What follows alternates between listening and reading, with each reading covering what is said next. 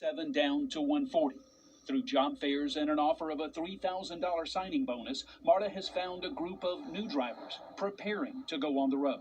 We've got 150 operators in the pipeline. Now, when I say pipeline, that means they're in their safety certification and driving classes. So 150 is a really good number. That training will take several more weeks.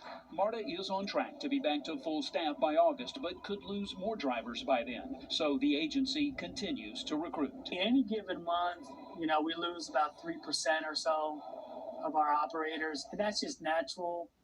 Every business loses folks. So what we've got to do is we've got to cover that, but now we've got to cover above. Kingston Palmer understands. They need people. Everybody needs people, and the whole country needs more employees. Along with that understanding, he'll continue to think of a plan B as he waits at the bus stop. Pound baby on the table. A millimeter forward, a millimeter backwards, a millimeter left or right can make a massive difference in these children and their outcomes. The team at Children's rehearsed the procedure to get it down to less than an hour. While her tiny heart is now closed, the rest of this baby now has a chance to grow. Excited about the outcomes because these kids have tolerated it very well and the results from it have been outstanding. Reporting in Atlanta, Caitlin Ross, 11 Alive News. New tonight, Moderna. It hurts my feelings because gas prices have gotten so high. So, you got to do what you got to do. Lynn Lewis is feeling the pinch at the pump. Last week, it was maybe 65. Today, it's 72.41. That sticker shock is happening to everyone who goes to fill up. Patrick DeHaan with Gas Buddy explains that Georgia's average price is now $4.37 per gallon. While it is lower than the national average, just 3 cents shy of $5, we're not going to see a decrease anytime soon. A lot of the data that we're continuing to see showing that supply continues to decline, demand remains relatively high, and that's what's behind much of these increases. DeHaan says the war in Ukraine is impacting production and the U.S.'s ability to import oil. And to make matters worse, multiple oil refineries are now offline. We've lost several refineries over the last 3 years. In fact, about 1 million barrels a day of refining capacity has vaporized, some of it due to COVID. Suspension of the gas tax is helping out. Drivers save 29 cents. Hey, inflation, how you doing there, buddy? You hanging in there? Yeah, ain't got no other choice, do you? Police here in these 6 county municipal police agencies are joining forces to form a new task force cracking down on crime, drugs, and gangs.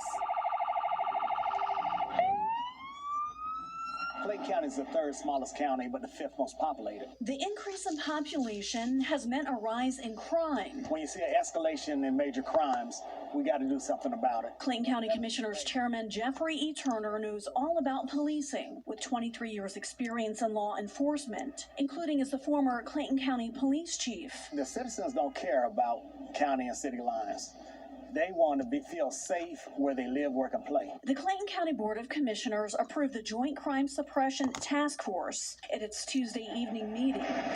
Each police agency will provide several officers for the task force. They'll be given county-wide jurisdiction and report back to the county's Police Titan unit, which will analyze the data, look for crime hotspots, and deploy the task force to those areas. Creation of the task force will give designated personnel an opportunity to be proactive, to go to those high crime areas, to police those areas and make sure that they are looking at the crimes that are being committed. And this creation of the task force will give us just that capability, to be able to go after those hardened criminals. I'm originally from New York City, and we have one of the largest police departments, and here there's entities and they're divided. If they can all come together and everybody work as one, I think that would be amazing. I think we can get a lot done. Plans for the new task force should be completed on Thursday. The county and municipal police chiefs did not want to talk until the task force had been in place for a couple weeks.